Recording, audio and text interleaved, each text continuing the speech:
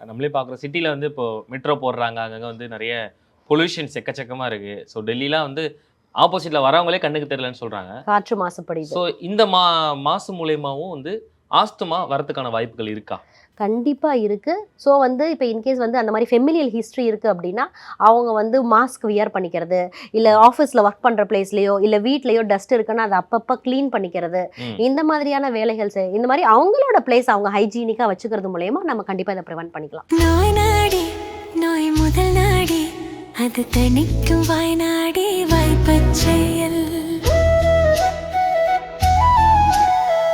இறைவழி மருத்துவம் அதுவே எங்கள் மகத்துவம். இறைவழி மருத்துவம் அதுவே எங்கள் மகத்துவம். அனைத்து நோய்களுக்குமான குணம் டாக்டர் ஸ்ரீவர்மாஸ். ஆரோக்கியமும் ஆன்மீகமும்.